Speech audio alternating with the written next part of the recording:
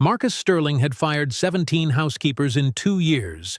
Each one had failed his secret test, until the shy young woman with trembling hands knelt beside his chair and did something that made the billionaire's blood run cold.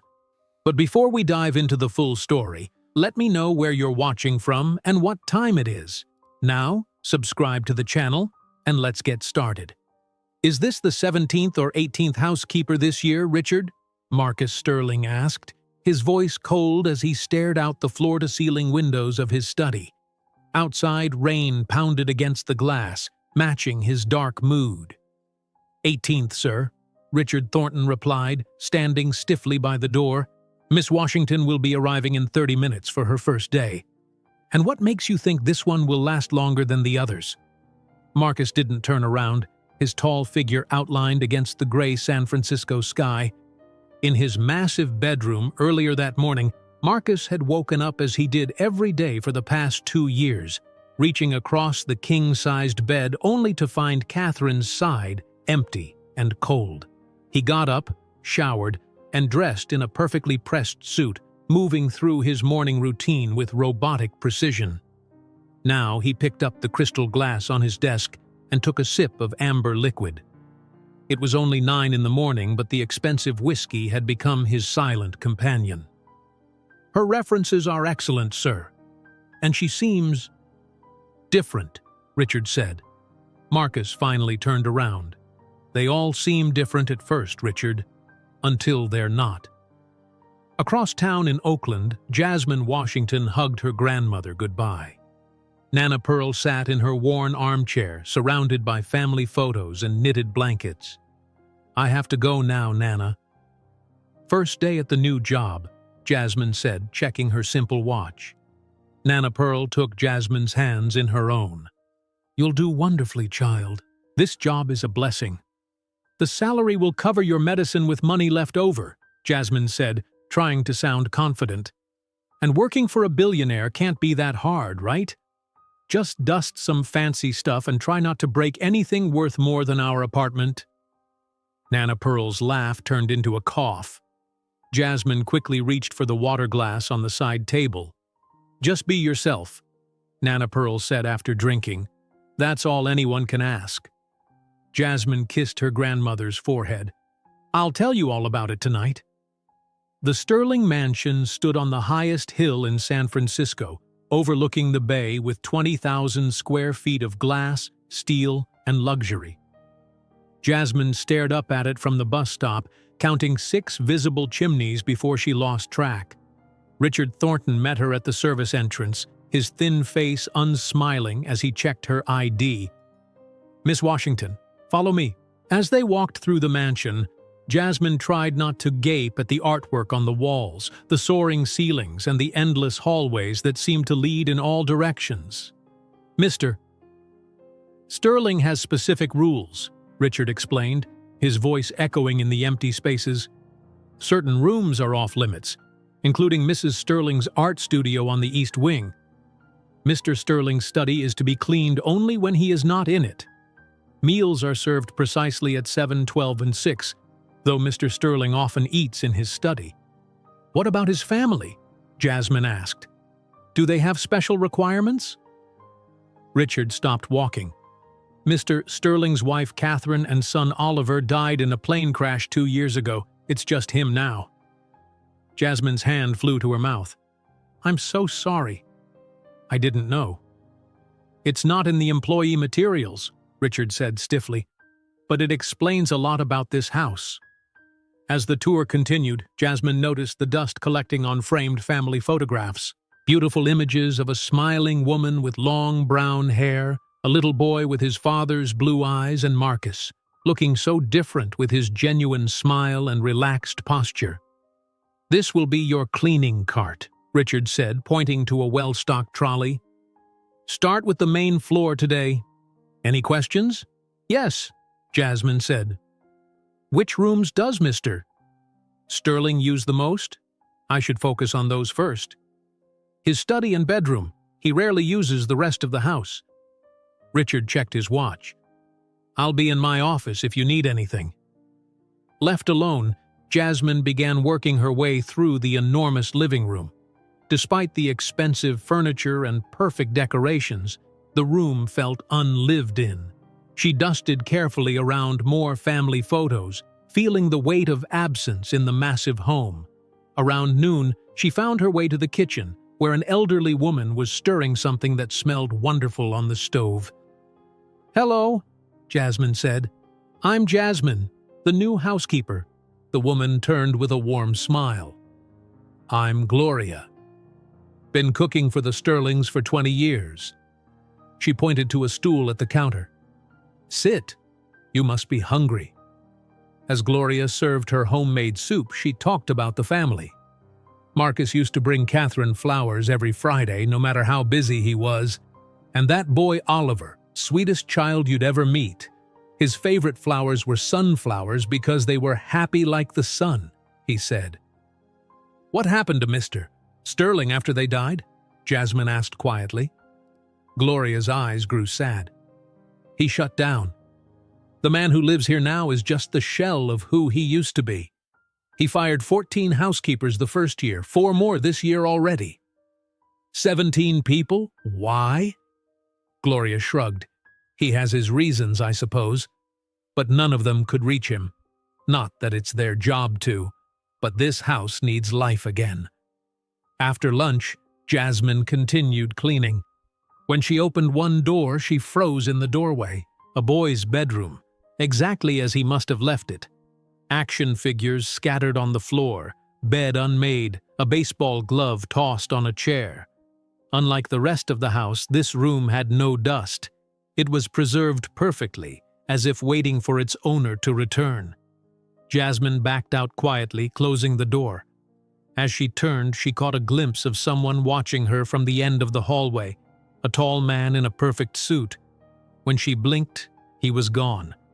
At 5 o'clock, Richard found her cleaning the library.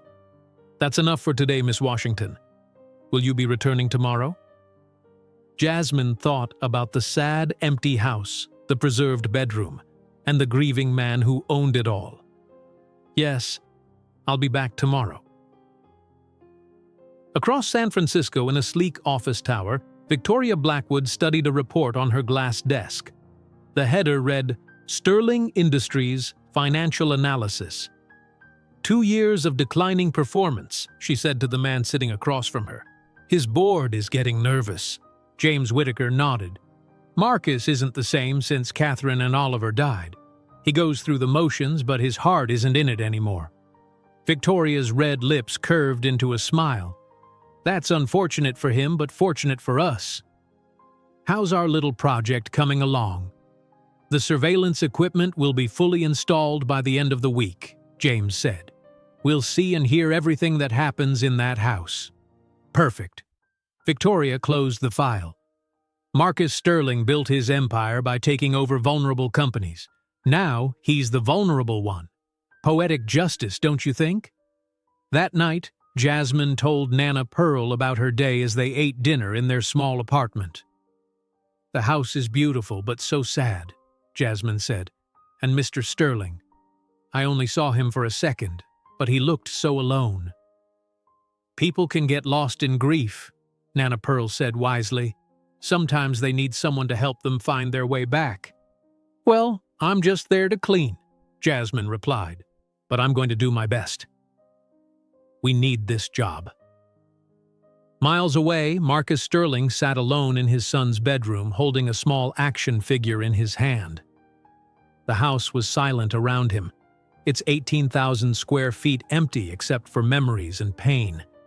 He placed the toy back exactly where Oliver had left it and whispered, "Good night, buddy," before turning off the light and closing the door. In his study, he poured another drink and opened his laptop. Tomorrow, he would test the new housekeeper, just like all the others. He already knew she would fail. They always did. Marcus placed the crystal glass on his desk and closed his laptop. Tomorrow would be the day. The new housekeeper had survived her first week, and now it was time to see if she was truly different or just another disappointment. As the sun rose on Monday, Jasmine arrived for her second week of work at the Sterling mansion. The morning air felt cool against her skin as she climbed the stairs to the service entrance. Richard greeted her with his usual cold efficiency. "Good morning, Miss Washington. Your performance last week was acceptable." His thin lips barely moved when he spoke. "Thank you, Mr. Thornton. I'm happy to be here," Jasmine replied, hanging her jacket on a hook in the staff area. Richard handed her a piece of paper. "Mr. Sterling has added 2 rooms to your cleaning schedule today, and he expects the library to be dusted thoroughly." In the kitchen, Gloria was preparing breakfast. She smiled warmly when Jasmine entered. "Good morning, dear. You came back. That's more than I can say for the last girl. She quit after 4 days." Gloria pushed a mug of hot coffee toward Jasmine. "Thanks, Gloria." Jasmine took a grateful sip. "Has Mr. Sterling always been so strict?" Gloria shook her head. "No. Before the accident, this house was full of laughter. Marcus would race Oliver down the hallways on Saturday mornings. Catherine would play the piano in the evenings."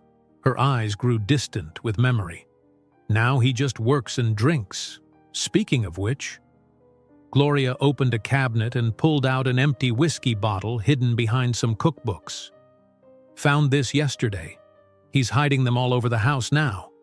Jasmine frowned. "That's so sad." "Yes, it is." Gloria returned to her cooking. "I still make his favorite meals every day, but most go untouched. At least Richard takes the leftovers home." Throughout the morning, Jasmine worked efficiently, moving from room to room. In the study, while emptying the trash, she found another empty whiskey bottle carefully buried under papers. Around noon, her phone buzzed. It was a text from her neighbor, Mrs. Chen. "Nana had bad spell. Doctor came. She's okay now but needs rest." Jasmine texted back quickly, "Coming home after work. Tell her I love her." Her hands trembled slightly as she continued cleaning. The medication for Nana Pearl's diabetes cost $700 per month, and the doctor visits added more expense. The salary from this job would cover it, but only if she kept the position. As she dusted the hallway photos, Jasmine paused at an image of young Oliver in a baseball uniform, Marcus kneeling proudly beside him. Both were beaming at the camera. She carefully wiped dust from the frame, treating it with special care. That evening, when Jasmine returned to her apartment in Oakland, she found her cousin Derek sitting with Nana Pearl. His motorcycle jacket was thrown over a chair, and empty takeout containers sat on the coffee table. "There she is, the maid to the millionaire," Derek said with a wide grin. "Billionaire," Jasmine corrected, kissing Nana Pearl's cheek. "How are you feeling?" "Much better now," Nana Pearl said, though her face looked tired. "The doctor gave me new pills. More expensive ones." Derek stood up and stretched, "Which is exactly what I wanted to talk to you about, cuz." He pulled Jasmine into the small kitchen, speaking in a lower voice. "Look, I checked out your boss online. The guy has more money than he could spend in 10 lifetimes." "So?" Jasmine filled a glass with water for Nana Pearl, so he wouldn't even notice if some small stuff went missing. Derek raised his eyebrows meaningfully. "I'm talking about things he probably doesn't even remember buying." Jasmine stared at him. "Are you suggesting I steal from my employer?" "Not steal, just borrow permanently from someone who won't miss it." Derek shrugged. "One fancy watch could pay for Nana's medicine for a year." "Absolutely not." Jasmine's voice was firm. "I won't compromise my integrity. Nana didn't raise me that way, and you know it." Derek held up his hands. "Just trying to help. But when Nana needs more expensive treatments, don't say I didn't offer a solution." After Derek left, Jasmine helped Nana Pearl to bed, worried about the new medication costs. She counted the money in her emergency jar, not nearly enough if something serious happened. On Thursday morning, rain pounded against the windows of the Sterling mansion. Marcus sat in his study, watching the security camera feed on his laptop. Jasmine was cleaning the dining room, carefully wiping each piece of silverware in the display cabinet that hadn't been used since Catherine died. Marcus checked his watch. a $50,000 timepiece that had been a gift from Catherine. It was time for the test. He walked to the library, positioned himself in the large leather chair, and arranged the scene carefully. On the table beside him, he placed his watch, a wallet containing $2,000 in cash, and confidential company documents. Then he closed his eyes, appearing to be asleep but watching through his lashes. 20 minutes later, Jasmine entered with her cleaning cart. She stopped when she saw Marcus, seemingly asleep in the chair.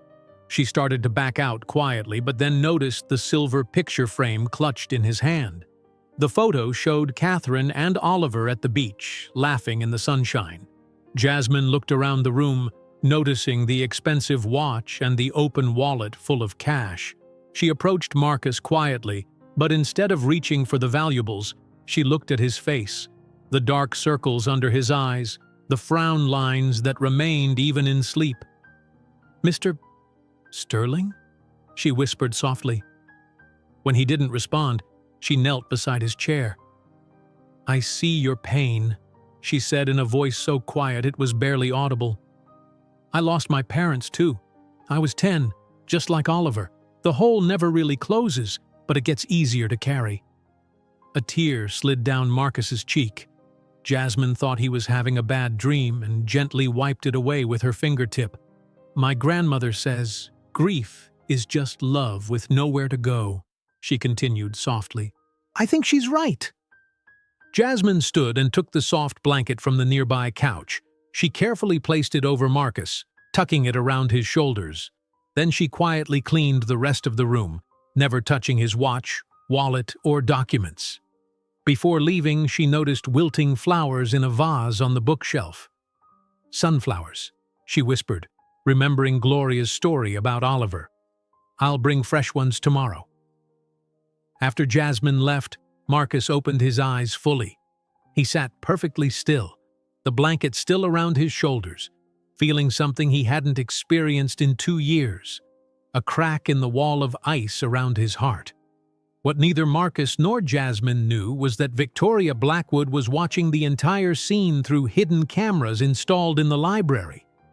In her downtown office, she smiled coldly at the monitor. "Well, isn't that interesting?" she said to James Whitaker, who stood beside her desk. "The heartless billionaire and his compassionate housekeeper. How touching." "What are you thinking?" James asked, recognizing the calculating look in Victoria's eyes. "I'm thinking we just found our leverage." Victoria tapped her red fingernail against the screen. With the right editing, this tender moment becomes something scandalous. Something that would force Marcus to sell to save his reputation. James shifted uncomfortably. "That seems excessive, even for us." "Business isn't about being nice, James." Victoria's voice hardened. "It's about winning. And I always win." That evening, Jasmine returned home to find Nana Pearl in bed with a high fever. The new medication had caused a bad reaction and Mrs. Chen had called an ambulance. At the hospital, the doctor explained that Nana Pearl needed to stay overnight for observation. "The insurance will cover part of it," the doctor said gently, "but there will be additional costs." Jasmine nodded, thinking about her small savings and wondering how she would manage. As she sat beside Nana Pearl's hospital bed, holding her grandmother's thin hand, she had no idea that her simple act of kindness earlier that day was about to change everything. Jasmine spent the night in an uncomfortable hospital chair, waking every hour to check on Nana Pearl. The beeping machines and harsh fluorescent lights made it impossible to truly rest. By morning, the doctor delivered good news. "The medication reaction has stabilized," he told Jasmine. "We'll keep her today for observation, but she should be able to go home tomorrow." Jasmine squeezed Nana Pearl's hand. "I have to go to work, but I'll come back tonight." "Go, child," Nana Pearl said weakly. "That job is important." "You're more important," Jasmine whispered, kissing her grandmother's forehead. "I'm not going anywhere," Nana Pearl smiled. "Not when I have to make sure you're not working too hard for that rich man." Jasmine arrived at the Sterling mansion feeling exhausted but determined. She couldn't afford to lose this job, especially now with hospital bills adding to their expenses. As she entered through the service door, she was surprised to find Marcus in the kitchen, talking with Gloria. Both turned when she walked in. "Good morning, Jasmine," Marcus said, his voice softer than she had ever heard it. Jasmine blinked in surprise. "Good morning, Mr. Sterling. Gloria tells me you like her blueberry muffins," he continued, nodding toward a plate on the counter. "Please, help yourself." Before Jasmine could respond, Marcus left the kitchen. Gloria raised her eyebrows. "Well," Gloria whispered, "that's different. He never talks to the staff in the morning, and he remembered your name." "Maybe he's just having a good day," Jasmine said, though she wondered if he had been truly asleep yesterday in the library. Throughout the morning, Jasmine noticed small changes. Marcus nodded when passing her in the hallway. He said, "Thank you," when she brought coffee to his study. At lunch, Gloria reported another surprise. "He asked me to make your favorite lunch," Gloria said, placing a sandwich in front of Jasmine. "How would he even know what you like?" Jasmine thought about the conversation she'd had with Marcus when she thought he was sleeping. Had he heard everything? At 2 o'clock, while Jasmine was arranging fresh sunflowers in the library, she heard a loud crash from Marcus's study, followed by cursing. She hesitated, then knocked on the door. "Mr. Sterling, is everything okay?" The door flew open. Marcus stood there, his face pale with anger, his laptop clutched in his hand. "Where is Richard?" he demanded. "I think he went to pick up your dry cleaning," Jasmine answered. Marcus stared at her for a long moment. "How long have you worked here?" 10 days, sir." "And who did you work for before this?" Jasmine felt confused by the questioning. "I was a teacher's assistant at Oakland Elementary while I finished my degree. My references—" "I know what your references say," Marcus interrupted. "What I want to know is who you're really working for." Before Jasmine could answer, Marcus's phone rang. He glanced at the screen and his face darkened further.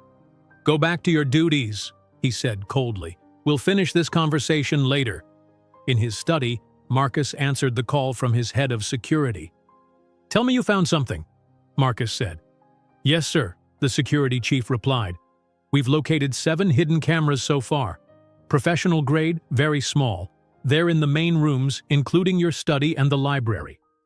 And the footage? Being transmitted to an external server. We're tracing it now." Marcus ended the call and opened his laptop again. The anonymous email was still on the screen, along with the video clip that had arrived an hour ago. The footage showed Jasmine kneeling beside his chair in the library, touching his face, whispering to him. But the audio had been altered, making innocent words sound intimate and inappropriate. The message below was simple: "Sell to me, or this goes public." Marcus knew immediately who had sent it. Victoria Blackwood had been trying to acquire Sterling Industries for years. Now she thought she had found his weakness. His security team continued searching the mansion for cameras while Marcus waited for Richard to return. When his staff manager finally arrived, Marcus confronted him in the kitchen. "Did you know about the cameras?" Marcus demanded. Richard looked genuinely shocked. "Cameras? What cameras, sir?" "Someone has been watching us, listening to private conversations." Gloria gasped. "In my kitchen, too?" "Everywhere," Marcus confirmed. "I need to know who has had access to this house in the past month." As they reviewed the visitor logs, Jasmine entered with her cleaning cart. Marcus looked up, suspicion still clouding his judgment. "Miss Washington, my study, now." Jasmine followed him, wondering what she had done wrong. In the study, Marcus closed the door and pointed to his laptop. "Would you care to explain this?" Jasmine looked at the screen and saw herself in the library with Marcus. She heard her voice, but the words were all wrong. "That's not what I said," she gasped. "I never said those things." "So you admit this is you?" Marcus's voice was cold. "Yes, yesterday in the library. But you were asleep and I—" Jasmine stopped, realizing the truth. "You weren't asleep," You were testing me. Marcus didn't deny it. 17 housekeepers before you, all tested, all failed. Failed what? A test they didn't know they were taking? Anger replaced Jasmine's confusion. You left out valuable things to see if I would steal them? Yes. And I passed because I didn't steal your watch or your money. But that wasn't enough, was it? You still don't trust me. Trust isn't something I give easily, Marcus said. Not anymore. So instead you pretend to be asleep to trick people? To trick me? Jasmine's voice rose. I was being kind to you. I saw your pain and I wanted to help because I know what it feels like. Do you? Marcus challenged. Do you really know what it feels like to lose everything that matters? Yes, Jasmine shouted back. My parents died in a car crash when I was 10 years old, the same age as Oliver. I know exactly what it feels like. The room went silent. Marcus stared at her, seeing her differently. That video, Jasmine said more quietly, is edited. Someone changed my words. I would never say those things. I know, Marcus admitted. The question is, are you working with the person who did this? Working with them? Why would I do that? Money, Marcus said simply. Your grandmother is in the hospital. Hospital bills are expensive. Jasmine felt like she'd been slapped. How do you know about my grandmother? I had you investigated before I hired you. Standard procedure. So, you know I need this job to pay for her medication, and you still think I would risk it by helping someone blackmail you? Jasmine shook her head in disbelief. Despite what you may think, Mr. Sterling, not everyone is willing to sacrifice their integrity for money. Before Marcus could respond, Richard knocked and entered the study. Sir, there's a reporter from the San Francisco Chronicle on line 1. He's asking for a comment about your relationship with Miss Washington. Marcus and Jasmine looked at each other in shock. What did you tell him? Marcus asked. Nothing, sir. But he claims to have evidence of an inappropriate relationship between you and a staff member. Jasmine felt the blood drain from her face. They're releasing the video? Marcus turned to his laptop and began typing furiously. Victoria isn't waiting for my answer. She's moving forward with her plan. Victoria? Victoria Blackwood? Jasmine asked. The CEO of Blackwood Enterprises? Marcus looked up sharply. You know her? I know of her. Everyone in Oakland does. She bought an entire neighborhood last year and forced everyone out to build luxury condos. Jasmine crossed her arms. She's not exactly beloved in my community. For a moment, Marcus seemed to reconsider his suspicions. Then his phone buzzed with another message. More footage, he said grimly. She's not going to stop. Jasmine walked to the door. I can't be part of this. I came here to clean your house, not to be accused of things I didn't do. Where are you going? Marcus demanded. To get my things. I quit. You can't quit. If you leave now, it makes the accusations look true. And if I stay, your security team will keep looking at me like I planted those cameras. Jasmine's eyes filled with tears. I have my grandmother to think about. I can't be involved in some corporate war. I'll double your salary, Marcus offered. Jasmine shook her head. My integrity isn't for sale, Mr. Sterling. Maybe that's something you and Victoria Blackwood have in common. You both think everyone has a price.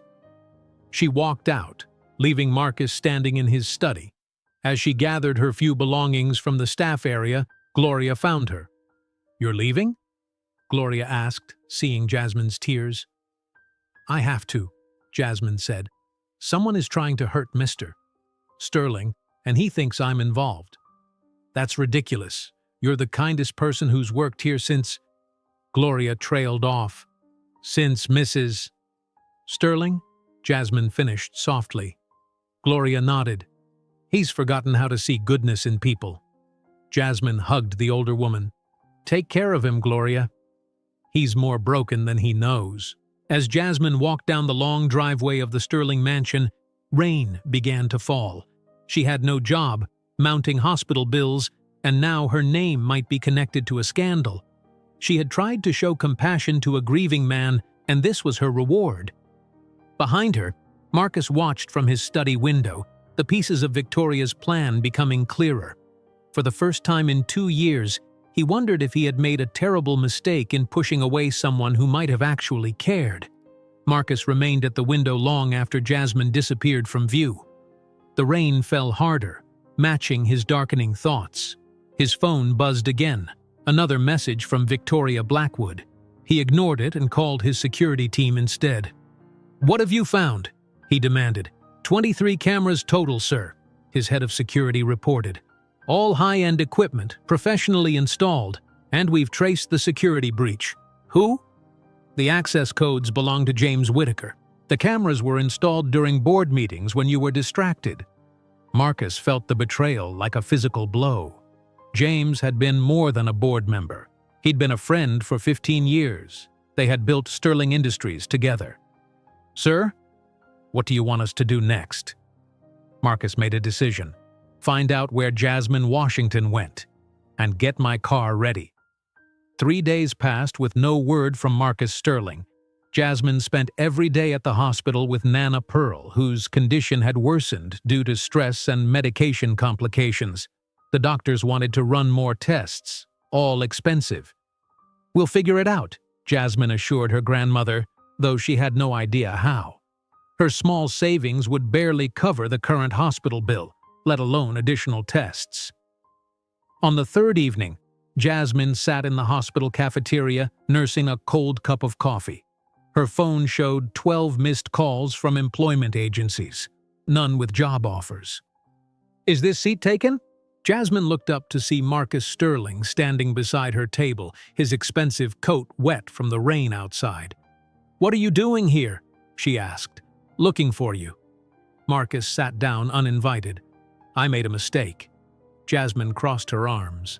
"Which one? Testing me? Accusing me? Or letting me walk away in the rain?" "All of them." Marcus placed a folder on the table. "I found out who planted the cameras. It wasn't you. I knew that already. It was James Whittaker, my board member and former friend. He's been working with Victoria for almost 2 years.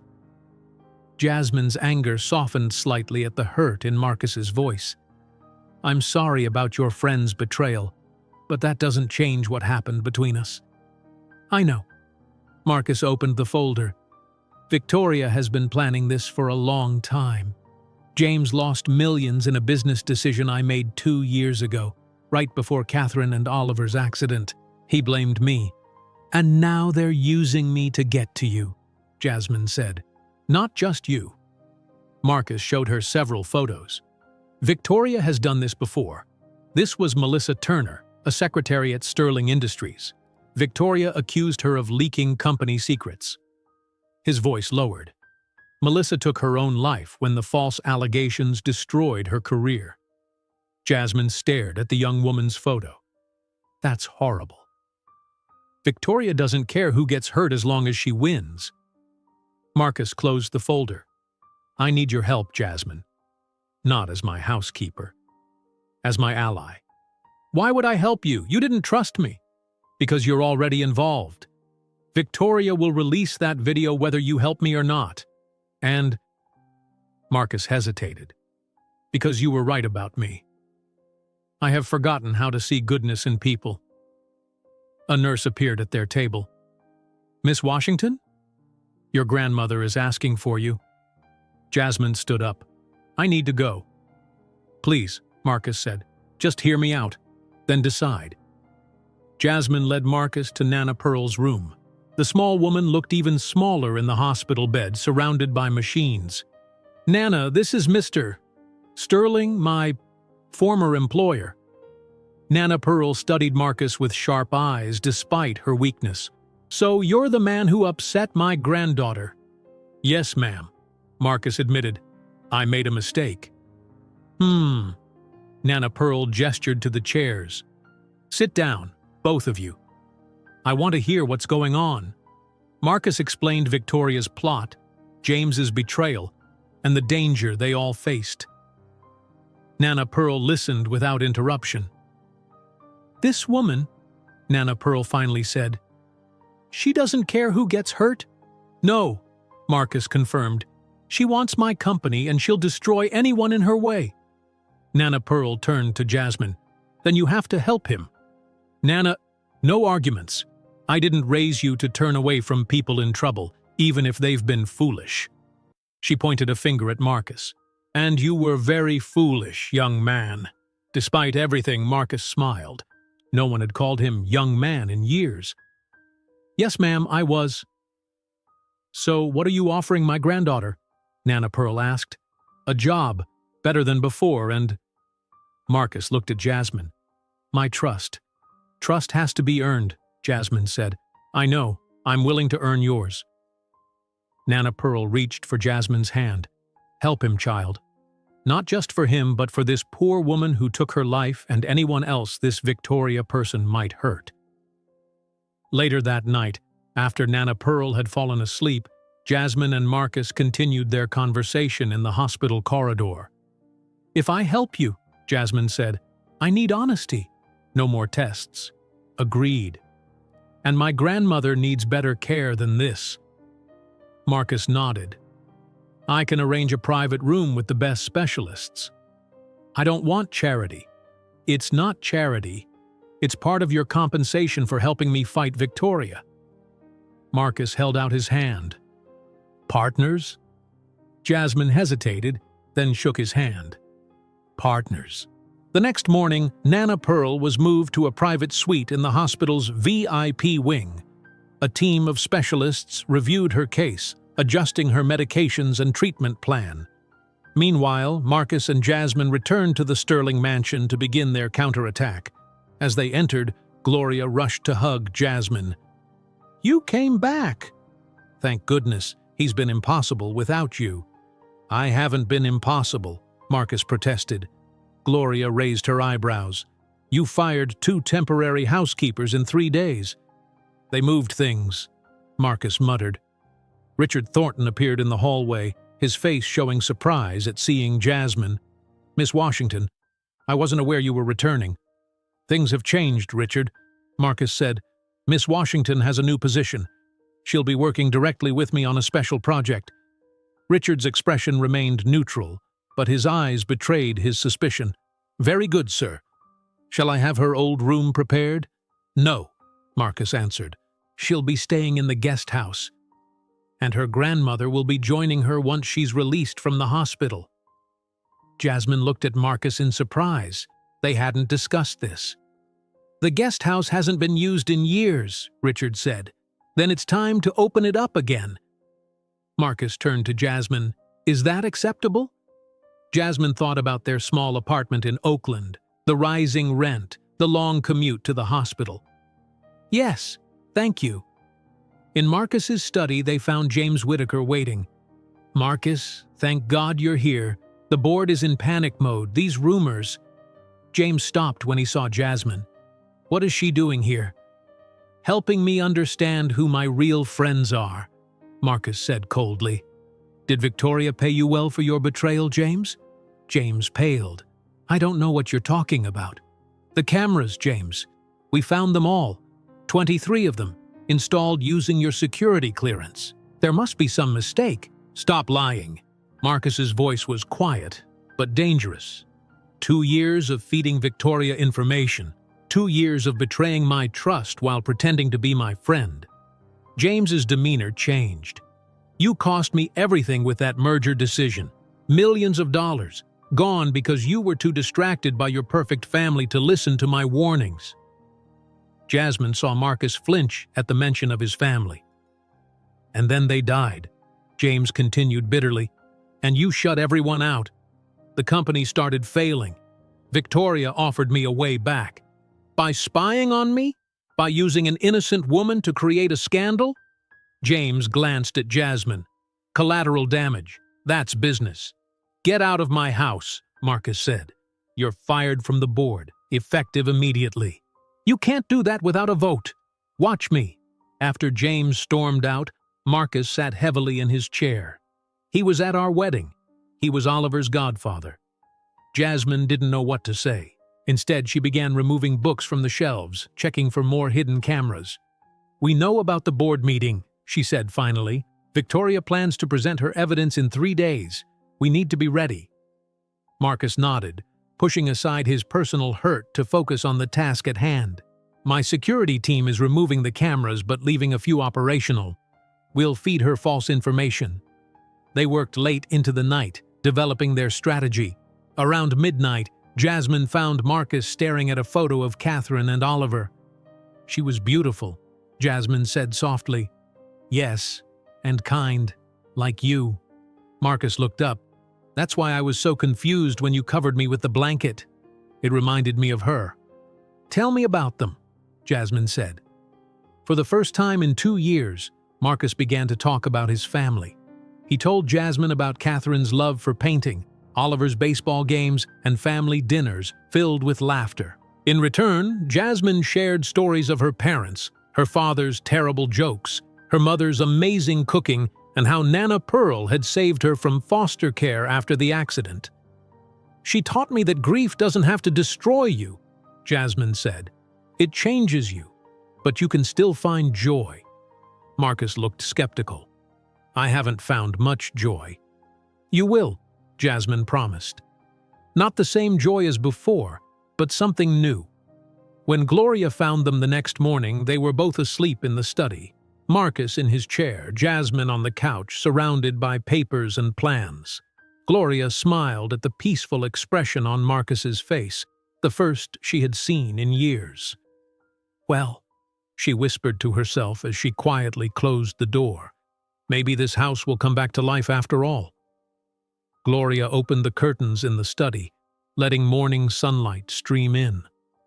Marcus blinked awake, momentarily confused to find himself in his chair rather than his bed. Across from him, Jasmine stirred on the couch. "I made breakfast," Gloria announced. "Real breakfast, not just coffee. Both of you need to eat." Marcus stretched his stiff neck. "What time is it?" 7:30 in the morning. You have 2 days until the board meeting." Gloria looked at the papers scattered around them. "I hope you have a plan." After breakfast, Marcus and Jasmine sat at the kitchen table with laptops and phones. The house felt different with Jasmine there, not as staff, but as an ally. "We need to make a public statement," Marcus said. "Get ahead of Victoria's story." Jasmine nodded, but not defensive. That would make it seem true. They crafted a careful statement addressing the doctored footage as an attack on both Marcus's reputation and Jasmine's dignity. Rather than denying a romantic relationship, they focused on the illegal surveillance and corporate espionage. "This says nothing about us not being involved," Jasmine pointed out, reading the final draft. "That's intentional," Marcus explained. "Victoria expects denial. Instead, we're changing the conversation to her illegal actions." Marcus's head of security, Mike Foster, joined them mid-morning with an update. "We've removed 20 of the 23 cameras," Mike reported.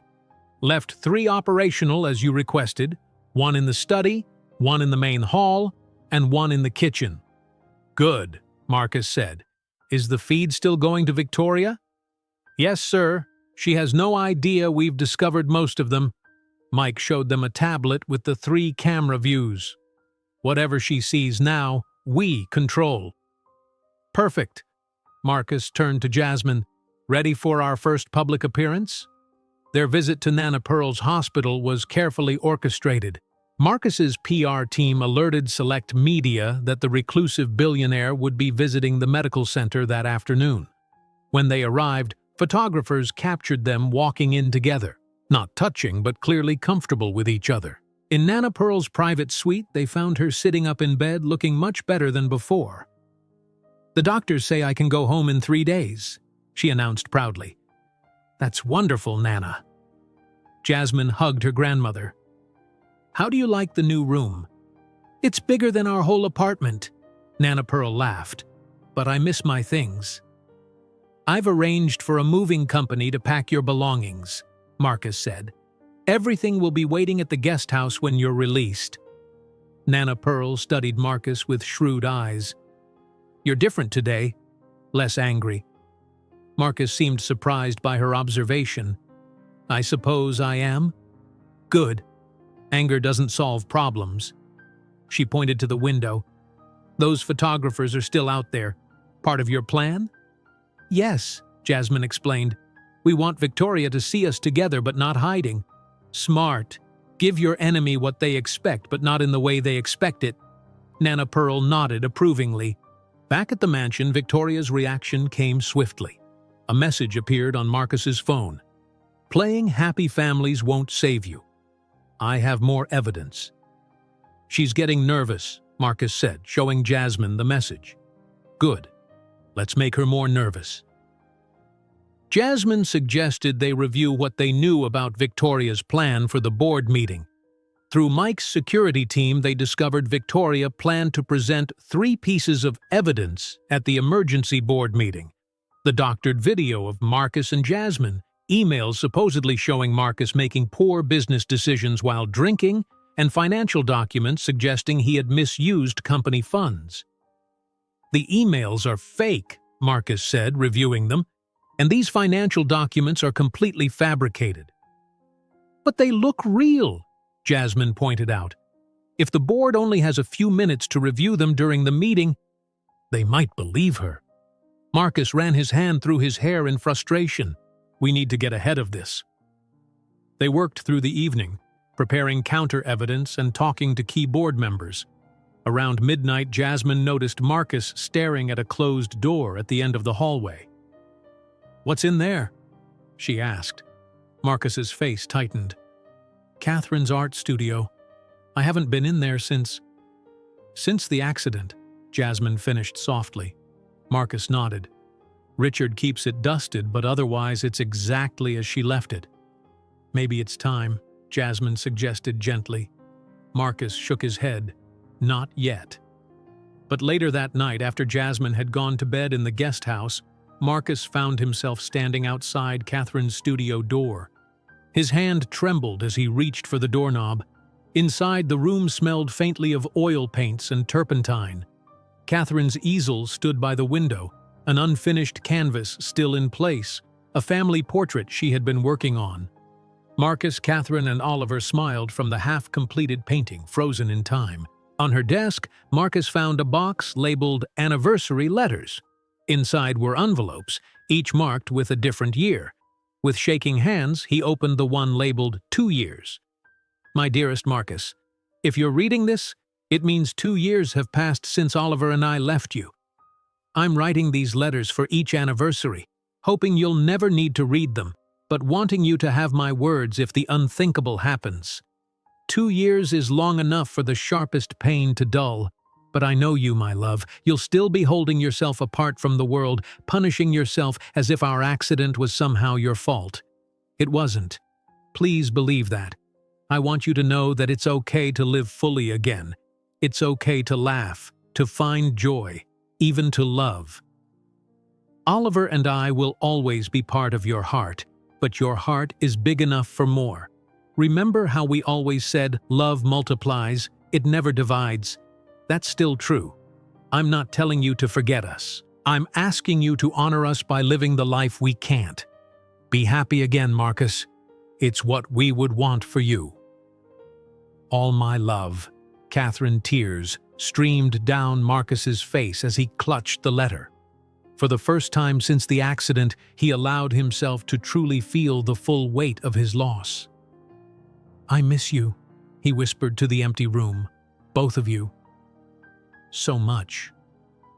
He didn't hear Jasmine enter until she placed her hand gently on his shoulder. "I saw the light on," she explained softly. "I wanted to check on you." Marcus didn't try to hide his tears. "She wrote letters for each anniversary." Jasmine sat beside him. "May I?" He handed her the letter, watching as she read Catherine's words. When she finished, her own eyes were wet. "She sounds like she was amazing," Jasmine said. "She was." Marcus took a deep breath. "And she was right. I have been punishing myself." "Why?" "I was supposed to be on that plane," Marcus admitted. "A last-minute meeting kept me in New York. If I had been with them..."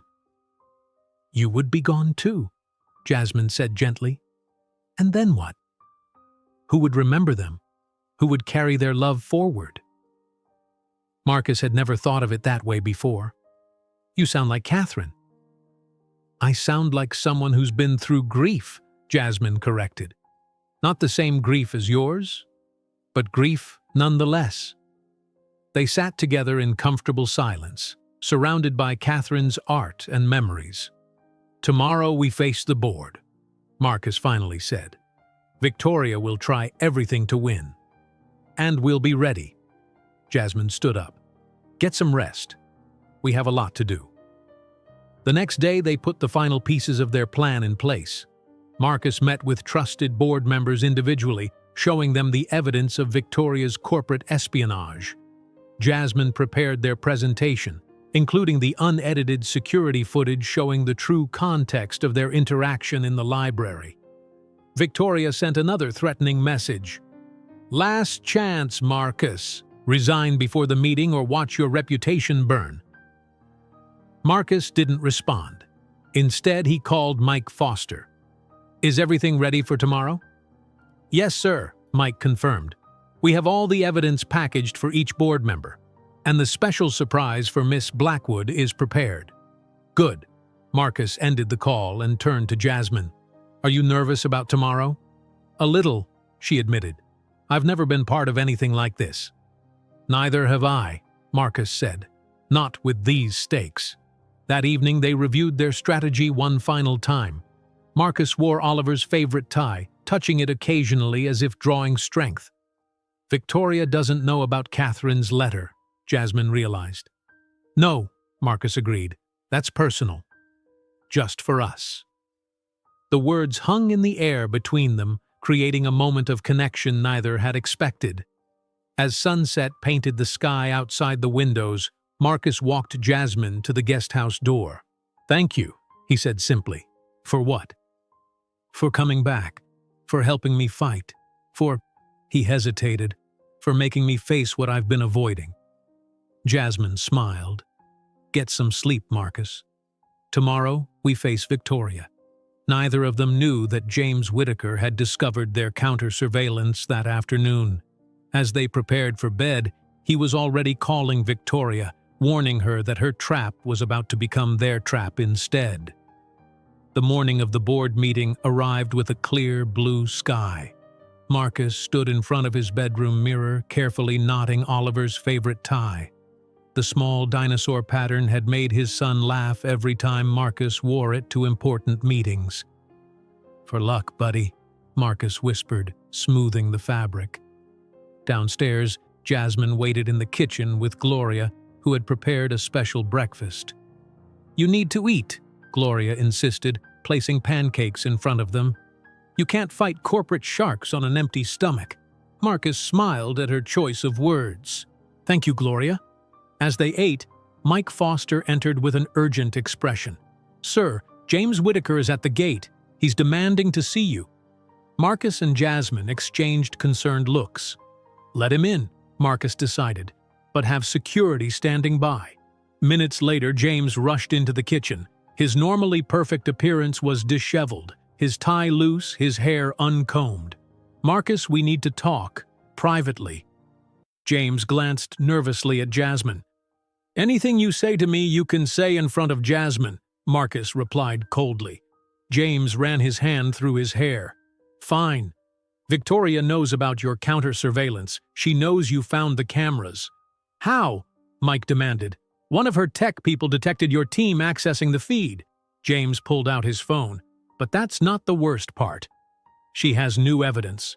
He showed them photos of documents, financial statements, transaction records, and emails. These are completely fake, Marcus said, examining them. Anyone who knows our business would see that.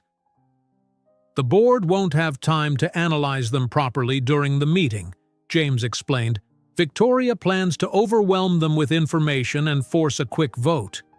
Jasmine studied James suspiciously. Why are you telling us this? You're working with her. James looked ashamed. I was. But she's gone too far. When I heard what happened to Melissa Turner, he turned to Marcus. I never wanted anyone to get hurt. I was angry about the money, yes, but this, creating fake evidence, ruining lives, This isn't what I signed up for." "Why should we believe you?" Marcus asked.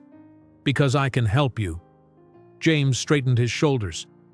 "I know exactly what Victoria plans to present, and in what order. I know which board members she's already spoken to, and I have this." He pulled out a small recording device. "Victoria discussing her plan to fabricate evidence. I recorded our last meeting without her knowledge." Marcus took the device. "What do you want in return?" "Immunity," James replied immediately. "I know I'll never be on your board again, but I don't want to face criminal charges for corporate espionage." Marcus considered the request. "If your information helps us stop Victoria, I won't press charges against you personally, but you will resign from all board positions and donate half your fortune to grief counseling programs." James nodded. "Agreed." For the next hour, they revised their strategy based on James's information. By the time they left for Sterling Industries headquarters, they had a new plan. The corporate headquarters of Sterling Industries occupied a gleaming tower in downtown San Francisco. As Marcus's car approached, they saw news vans and photographers gathered outside. "Victoria's work," James said. She alerted the press. Inside, board members were already gathering in the main conference room. Marcus greeted each one personally, noting who seemed friendly and who avoided his eyes. At exactly 10 o'clock, Victoria Blackwood entered. She wore a perfectly tailored black suit, her platinum blonde hair pulled back severely. Her red lips curved into a confident smile when she saw Marcus. "Marcus, you decided to attend your own execution. How brave." Her eyes shifted to Jasmine. "And you brought your friend." "Victoria?" Marcus's voice remained professional. "Let's begin." The board chairman called the meeting to order. "We're here to address concerns about leadership at Sterling Industries. Miss Blackwood has requested this emergency session to present evidence she claims necessitates an immediate change in management." Victoria stood, her presentation ready on the large screen behind her. "Board members, I come to you today with serious concerns about Marcus Sterling's ability to lead this company." She clicked to the first slide, the doctored video of Marcus and Jasmine in the library. "This relationship between Mr. Sterling and his employee raises serious ethical questions," Victoria continued smoothly. "But more concerning is what it represents, a pattern of poor judgment." She moved quickly through slides showing the fabricated emails and financial documents. "As you can see, Mr. Sterling has been making business decisions while intoxicated and misusing company funds for personal matters." Victoria's voice carried perfectly through the room. "Sterling Industries deserves better leadership." Board members shifted uncomfortably, examining the printed materials Victoria had distributed. "These are serious allegations," the chairman said. "Mr. Sterling, how do you respond?" Marcus stood calmly. "First, I'd like to introduce Jasmine Washington, not as my employee or my romantic interest, but as someone who helped uncover a plot against this company." Jasmine nodded to the board members. "Good morning. Miss Washington discovered hidden cameras in my home," Marcus continued. "Cameras installed without my knowledge or consent." "Mike?"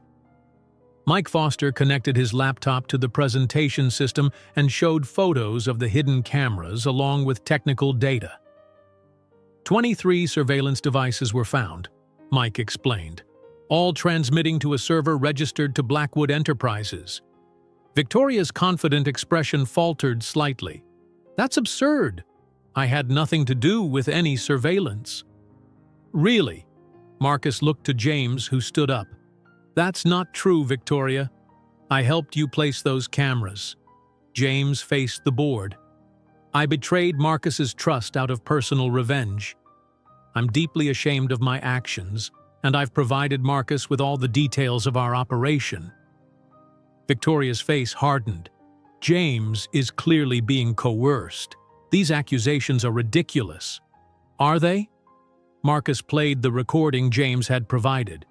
Victoria's voice filled the room, clearly discussing the fabrication of evidence against Marcus. As the recording ended, Marcus continued, "Every document Ms. Blackwood has shown you today is falsified. My team has prepared a complete analysis for each of you, showing the original documents alongside these forgeries." He nodded to Jasmine, who distributed folders to each board member. "But perhaps most disturbing," Marcus said, his voice growing stronger, "is that this isn't the first time Victoria has used these tactics. 2 years ago, a young secretary at Sterling Industries, Melissa Turner, was accused of leaking company secrets. The evidence was provided anonymously to this board. Melissa lost her job, her reputation, and ultimately, her life." The room fell silent. "That evidence also came from Blackwood Enterprises," Marcus revealed, "part of Victoria's long-term plan to weaken our company for acquisition." Victoria stood, her composure breaking. "This is slander. You have no proof connecting me to that situation." "Actually, we do." Jasmine stepped forward. "Jasmine, your former IT director provided a sworn statement this morning, confirming your involvement in creating false evidence against Melissa Turner." The board chairman looked at Victoria with disgust. "Is this true, Ms. Blackwood?" Victoria gathered her materials with shaking hands. "This meeting is a farce. My attorneys will be in contact." As she moved to leave, Marcus stepped in her path. 2 years ago, I lost my family. I withdrew from everything and everyone. I was a perfect target for someone like you." He straightened Oliver's tie. "But I'm not withdrawn anymore. And I will not allow you to hurt anyone else through your ruthless ambition." After Victoria stormed out, Marcus addressed the board directly. For the first time in 2 years, he spoke with genuine passion about Sterling Industries and its future. "I lost my way after Catherine and Oliver died," he admitted. "But recent events have reminded me of what's truly important, not just business success, but the impact we have on people's lives." He outlined a bold new direction for the company, including the creation of the Sterling Washington Foundation to support grieving families. "This foundation will honor my family's legacy while creating something positive from my personal tragedy," Marcus explained. "It represents the future of Sterling Industries. Profitable, yes, but also compassionate and community-focused." When the vote came, it was unanimous. Marcus would remain as CEO, and the board fully supported legal action against Victoria Blackwood for corporate espionage and falsification of documents. As they left the meeting, reporters surrounded them. Marcus took Jasmine's hand and led her through the crowd without answering questions. In the privacy of his car, Marcus finally relaxed. "We did it?" "You did it," Jasmine corrected. "That speech about the foundation, you never mentioned that before." Marcus looked slightly embarrassed. "It came to me while I was speaking. The idea has been forming since I read Catherine's letter." "I think it's perfect," Jasmine said. "A way to honor them by helping others." As they drove back to the mansion, Marcus's phone rang with news that Victoria's own board had called an emergency meeting to discuss her future at Blackwood Enterprises. "It's over," he said, ending the call. "Victoria's finished. And James? He'll honor our agreement. Half his fortune will fund grief counseling programs." Jasmine leaned back in her seat, feeling the tension of the past days finally releasing. "What happens now?" Marcus looked out the window at the city passing by. "Now we build something new. Together." The word hung between them, full of possibility. The word "together" echoed in Marcus's mind as they returned to the mansion. Their victory over Victoria should have felt complete, but a sense of unease lingered. The next morning, his attorney called with news. "Victoria has hired Cromwell and Associates," the lawyer reported. "She's threatening a defamation lawsuit." "Can she win?" Marcus asked, pacing his study. "No, we have solid evidence. But she can drag this out. Keep it in the media." After ending the call, Marcus stood at his window, looking out at the garden. 2 years ago, it had been Catherine's pride. Now it was overgrown in some areas, too rigidly maintained in others, much like his life. Jasmine found him there, still staring outside. "Bad news?" she asked. "Victoria's not giving up," Marcus replied. "She's hired attorneys to fight back." Jasmine joined him at the window. "We expected that. She won't admit defeat easily." Marcus nodded, then changed the subject. "Today is Wednesday." "Yes?" 2 years ago today, Catherine and Oliver's plane went down." His voice remained steady, but his hand gripped the window frame tightly. "I've never been to their graves." Jasmine looked surprised. "Never?" "I send flowers every month. Staff places them. I just couldn't—" He trailed off. "Would you like to go today?" Jasmine asked gently. Marcus hesitated. "Would you come with me?" "Of course." Before they could leave, Marcus faced another challenge. He stood outside Oliver's bedroom door, key in hand. "I need to do this first," he told Jasmine. "I've kept his room exactly as he left it, like a museum. It's not healthy." Inside, the room remained frozen in time. Bed unmade, toys scattered across the floor, baseball gear in the corner. Marcus picked up a small action figure. "He loved these," Marcus said softly. "Had dozens of them, created elaborate stories for each one." Jasmine stayed by the door, giving him space. "What are you going to do with everything?" Marcus placed a cardboard box on the bed. "Some things I'll keep. The rest I'll donate to children who need them." For the next hour, Marcus carefully sorted through Oliver's belongings. He kept special items: the baseball glove they'd used for practice, a drawing of their family, Oliver's favorite stuffed dinosaur. Everything else went into boxes for donation. When he reached the closet, Marcus paused. His clothes still smelled like him. Jasmine stepped forward. "Take one special shirt or jacket to keep. Let the rest go to children who need them." Marcus selected Oliver's favorite blue hoodie. He wore this to every baseball game for luck. By the time they finished, 4 donation boxes were filled and 1 small box contained Marcus's keepsakes. The room already felt different, not erased, but lighter. "Ready for the cemetery?" Jasmine asked. Marcus nodded. "As ready as I'll ever be." They stopped at a flower shop on the way. Marcus requested sunflowers, Oliver's favorites. "And some roses for Catherine," he added. Jasmine bought something else, a small trowel and packet of sunflower seeds. When Marcus looked puzzled, she explained, "You'll see." Evergreen Cemetery spread across rolling hills, its grounds immaculately maintained. Marcus directed their driver to the eastern section, then stopped. "I don't know if I can do this," he admitted, staring at the path ahead. "You can," Jasmine said simply. "I'll be right beside you." Catherine and Oliver Sterling's graves lay beneath a large oak tree. Their headstones were elegant but simple, with their names, dates, and the words "beloved wife and mother" and "beloved son" carved into the granite. Marcus stood frozen before them. Then, without warning, he fell to his knees. "I'm sorry," he whispered, tears streaming down his face. "I'm so sorry I wasn't with you." Jasmine knelt beside him, placing the flowers on both graves. She gave him time, not speaking, just present in his grief. When his tears subsided, Jasmine opened the packet of seeds. "What are you doing?"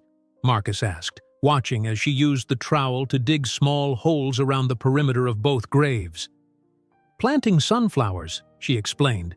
"It's what I do for my parents' graves. By summer, they'll be blooming all around Catherine and Oliver." She offered him some seeds. "Would you like to plant some?" Together they planted the sunflower seeds, patting the earth gently over each one. "Talk to them," Jasmine suggested. "Tell them about your life." Marcus looked uncertain. "They can't hear me."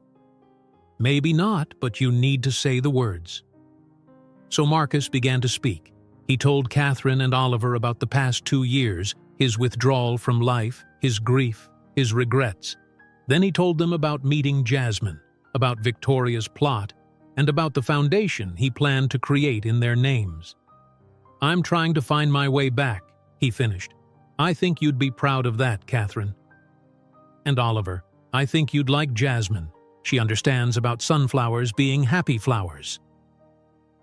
As they left the cemetery, Marcus felt different. Not healed, but as if a burden had shifted somehow. In the car, he reached for Jasmine's hand. "Thank you," he said simply. That evening they visited Nana Pearl in the hospital. Her room was filled with flowers sent by Marcus, and she sat up in bed looking much healthier.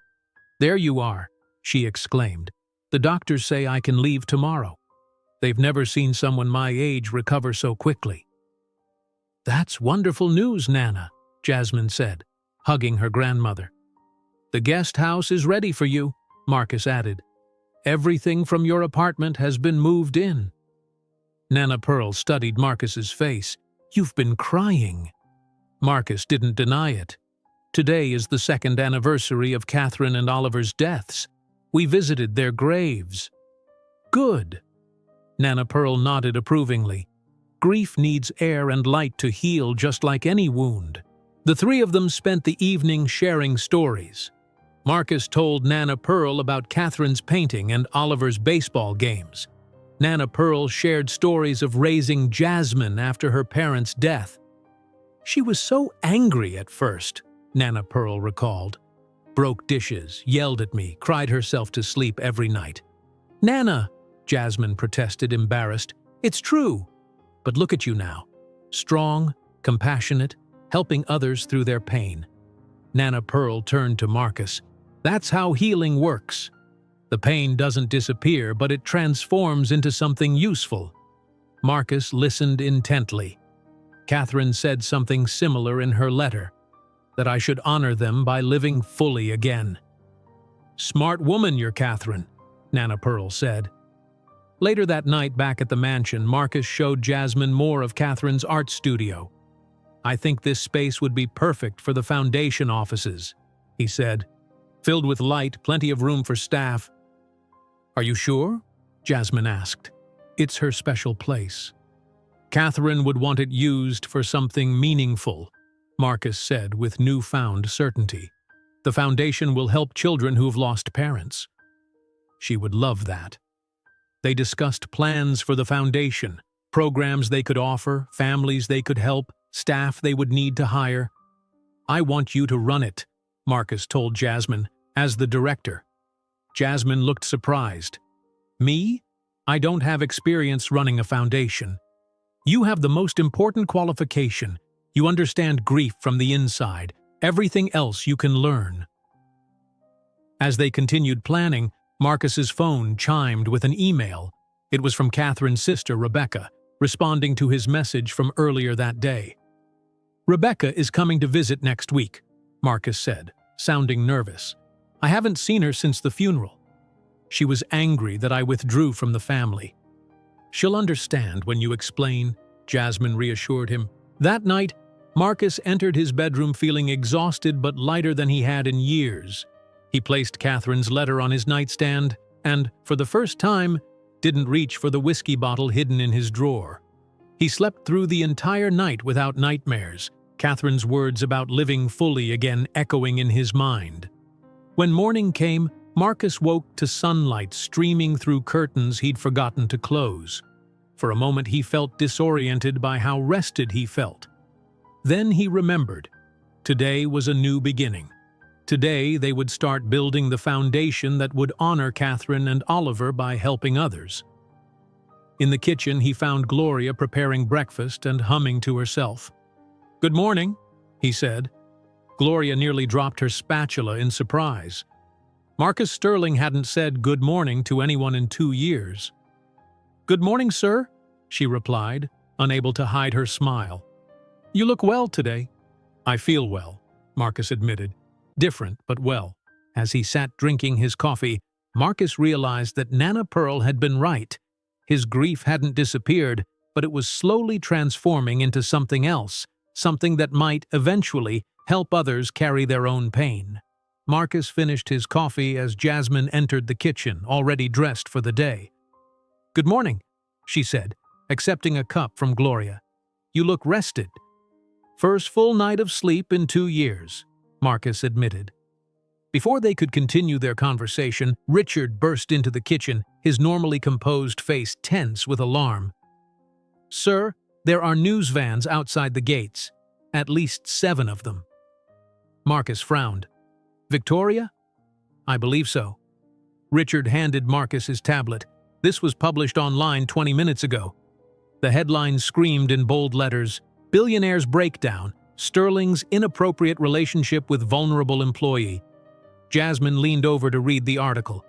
It described Marcus as a predatory employer exploiting his vulnerable employee during a mental health crisis. The piece quoted anonymous sources close to the household, who claimed Marcus had been drinking heavily and emotionally unstable since his family's death. "This is ridiculous," Jasmine said. "They've twisted everything." Marcus scrolled through the article, his expression darkening. "They're saying I hired you specifically because of your background, that I targeted a financially desperate woman with a similar grief story." Richard cleared his throat. "There's more, sir. They've contacted all former staff members, and several media outlets have reporters stationed at Miss Washington's grandmother's hospital." "What?" Jasmine grabbed her phone. "Nana is supposed to be released today." She called the hospital immediately. "This is Jasmine Washington. My grandmother Pearl Washington is a patient there." "Yes, I know about the reporters." "No, she should not speak to them. I'll be there as soon as possible." She ended the call, looking worried. "They've surrounded the hospital entrance. The nurses have moved Nana to a room away from windows, but she's upset." "I'll send security," Marcus said immediately. "They'll bring her here through the service entrance." As Marcus made arrangements, his lawyer called with more bad news. "Victoria has filed her lawsuit claiming you and Miss Washington conspired to frame her for corporate espionage," the lawyer reported. "It's completely without merit, but it's generating more headlines." By noon, social media was exploding with hashtags both supporting and condemning Marcus and Jasmine. News programs featured experts debating the ethics of workplace relationships with power imbalances. Marcus's PR team recommended complete silence. "Say nothing, appear nowhere, wait for it to blow over," they advised during an emergency meeting. Jasmine disagreed. "Hiding makes us look guilty. We should tell our story before Victoria's version becomes the only one people know."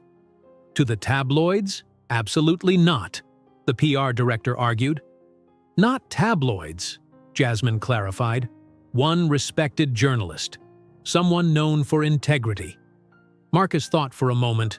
Eleanor Winters. The PR team exchanged glances.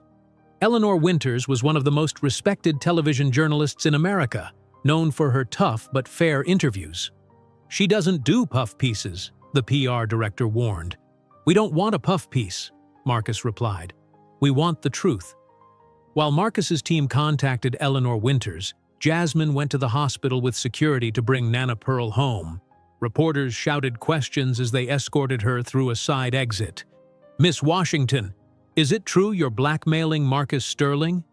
Did you plant those cameras yourself? Are you and Mr. Sterling romantically involved?" Jasmine kept her head down, focusing only on getting her grandmother safely to the car. "My goodness," Nana Pearl said once they were inside the vehicle. "You've become quite famous overnight." "Not in a good way," Jasmine sighed.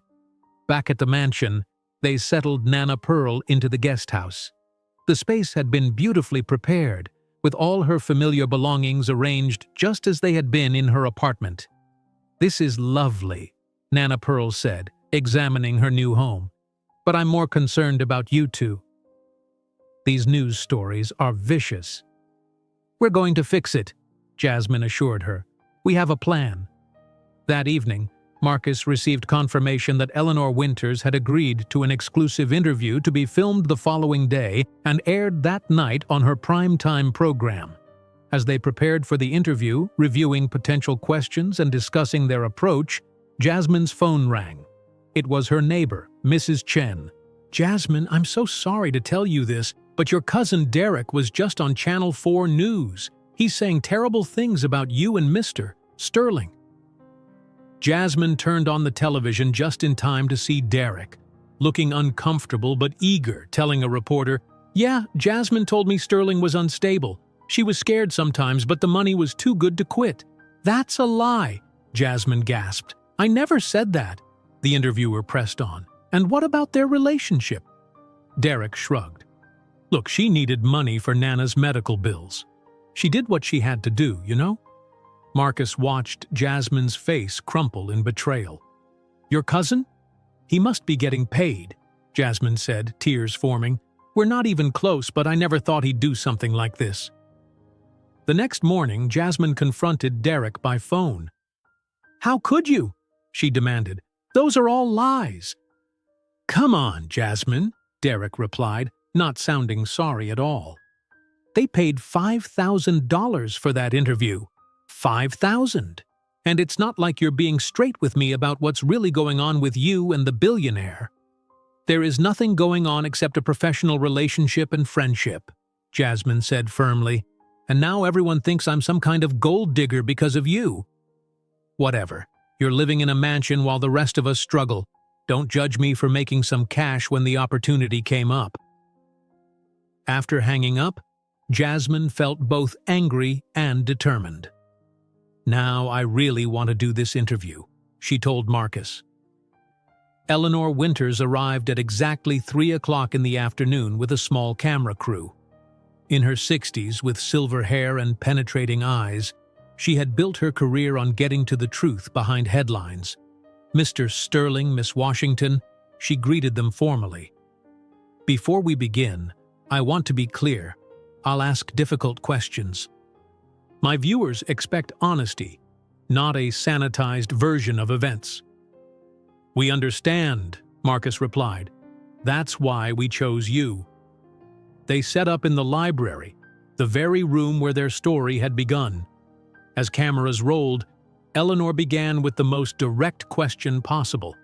"Mr. Sterling, are you and Miss Washington romantically involved?" "No," Marcus answered firmly. "Our relationship began as employer and employee and has evolved into a professional partnership and friendship." "Yet you spend considerable time together. She lives on your property, and you're starting a foundation together," Eleanor pressed. "Yes, because we share a common goal," Marcus explained. "The Sterling Washington Foundation will support children who have lost parents. It's personal for both of us." Eleanor turned to Jasmine. "Miss Washington, many are suggesting you took advantage of a grieving, vulnerable man to advance yourself financially. How do you respond?" Jasmine took a deep breath. "When I first came to work here, I had no idea what Mr. Sterling had been through. I was simply a housekeeper who needed a job to pay for my grandmother's medical care." She described finding Marcus apparently asleep in the library, her act of compassion, and the subsequent events with Victoria. "I lost my parents when I was 10 years old," Jasmine continued, "the same age as Oliver when he died. I recognized Mr. Sterling's grief because I'd experienced it myself." Throughout the hour-long interview, Eleanor challenged them repeatedly, but their answers remained consistent and honest. Marcus spoke publicly about his grief for the first time, explaining how he had withdrawn from life after losing Catherine and Oliver. "I tested my staff because I'd lost faith in humanity," he admitted. Jasmine was the first person who showed genuine compassion without expecting anything in return. When asked about Victoria Blackwood, Marcus chose his words carefully. "Miss Blackwood saw my grief as a business opportunity. She used illegal surveillance and manipulated footage to create a false narrative." As the interview concluded, Marcus announced the Sterling Washington Foundation for Grieving Children. "This foundation will provide counseling, educational support, and community for children who have lost parents," he explained. "It's our way of creating something positive from personal tragedy." The interview aired that night on national television. By morning, public opinion had shifted dramatically. Social media filled with supportive messages, and former Sterling Industries employees came forward to confirm Marcus's character before his family's deaths. The final blow to Victoria came unexpectedly. James Whittaker, seeking redemption, provided Eleanor Winters with conclusive evidence of Victoria's corporate espionage and manipulation, including emails showing she had orchestrated the media attack. In a follow-up segment the next night, Eleanor presented this evidence, effectively ending Victoria's credibility. By the end of the week, Victoria's own company had placed her on leave pending an internal investigation. At the mansion, Marcus and Jasmine watched these developments with relief. The media vans gradually disappeared from their gates as newer scandals drew their attention. "We did it," Jasmine said as they sat in the garden, enjoying a rare moment of peace. "You did it," Marcus corrected. "Your idea to be honest rather than hide made all the difference." As they discussed plans for the foundation, which had already received hundreds of inquiries and donations following the interview, Richard approached with an envelope. "This was just delivered by courier, sir." Marcus opened it and frowned. Inside was a single sheet of paper with typed words. "This isn't over. V. Should we be worried?" Jasmine asked. Marcus considered the note. "Victoria has lost her company, her reputation, and her leverage. This is just a final attempt to unsettle us." He tore the paper in half and dropped it into a nearby trash can. "We have more important things to focus on now." As the sun set over the garden, Marcus found himself watching Jasmine as she described her ideas for the Foundation's first programs. Her face animated with passion, she looked nothing like the nervous housekeeper who had first entered his home. And he realized, was no longer the broken man who had tested her. Something was changing between them, something neither had expected when this began. The evening breeze carried the scent of fresh soil and newly planted flowers as Marcus continued to watch Jasmine. Something had shifted between them during these past weeks, something neither had expected nor planned. The next morning brought news that made their path forward clearer. Marcus's lawyer called early. "Victoria's lawsuit has been dismissed," the lawyer announced. The judge cited complete lack of merit and potentially fraudulent evidence. Her own board voted unanimously to remove her as CEO yesterday afternoon. "That's excellent news," Marcus said, relief evident in his voice. "There's more," the lawyer continued. "They're considering criminal charges against her for corporate espionage. You've won, Marcus." After sharing the news with Jasmine and Nana Pearl over breakfast, Marcus felt a weight lift from his shoulders. For the first time in weeks, they could focus entirely on the future. "Now we can concentrate on the foundation," Jasmine said, spreading papers across the dining table. "I've drafted a mission statement and program outline." Marcus reviewed her work, impressed by her clear vision. "This is excellent. Better than what my corporate team would create." "That's because Jasmine understands the heart of it," Nana Pearl commented, pouring more coffee. "You can't learn that in business school." Marcus set down the papers and looked directly at Jasmine. "I want to make this official. Jasmine Washington, will you accept the position of Executive Director of the Sterling Washington Foundation? Full salary, benefits, and complete program authority." Jasmine blinked in surprise. "You're serious?" "Absolutely. There's no one better qualified. But I've never run anything like this before." "You have the most important qualification. You understand grief firsthand." Marcus pushed a contract toward her. "The paperwork is already prepared." Jasmine glanced at Nana Pearl, who nodded encouragingly. "Take it, child. This is what you were meant to do." After reading through the contract, Jasmine signed her name. "I accept. But I want to be clear about boundaries. If I'm running the foundation professionally, we need to keep certain lines drawn." Marcus understood immediately what she meant. Their growing personal connection needed careful handling alongside their professional relationship. "Agreed," he said. "The foundation comes first." Over the next 2 weeks, the mansion underwent a transformation. Marcus walked through each room with new eyes, making decisions he'd avoided for 2 years. In the main hall, he had the heavy drapes removed, allowing sunlight to stream through tall windows. Family photos came down from walls, not to be hidden away, but to be cleaned. reframed and arranged in a celebration of memories rather than a shrine to loss. "What about this room?" Jasmine asked one afternoon, standing outside a door Marcus always kept locked. "Oliver's room," Marcus said quietly. "I sorted some things, but I haven't decided what to do with the space." "May I make a suggestion?" Marcus nodded. "Turn it into a memorial space, not a preserved bedroom. Somewhere that celebrates who Oliver was, not just the absence of him." The next day, Marcus called specialists who worked with grieving families. They helped create a warm, inviting room with Oliver's artwork framed on walls, photo albums on bookshelves, and his baseball trophies displayed with pride. The bed and scattered toys were gone, replaced by comfortable chairs and a small desk. "This feels right," Marcus said when it was finished. "He's still here, but in a way that lets me move forward." As the Foundation's launch event approached, Marcus received an unexpected reply to an email he'd sent weeks earlier. Catherine's sister Rebecca was coming to visit, the first family contact since the funeral. "I'm nervous," Marcus admitted to Jasmine. "She was angry when I cut everyone off after the accident." "She'll understand when she sees how you've changed," Jasmine reassured him. Rebecca arrived 3 days before the Foundation launch. Her resemblance to Catherine was striking, the same dark hair and kind eyes. When Marcus greeted her at the door, the siblings stood awkwardly for a moment before Rebecca stepped forward and embraced him. "I've missed you," she said, her voice breaking slightly. "I've missed you too," Marcus replied. "I'm sorry I pushed you away." Over dinner, Marcus introduced Rebecca to Jasmine and Nana Pearl. Rebecca was initially reserved, studying Jasmine carefully, but warmed as the evening progressed. After dessert, Marcus gave Rebecca a tour of the changed mansion.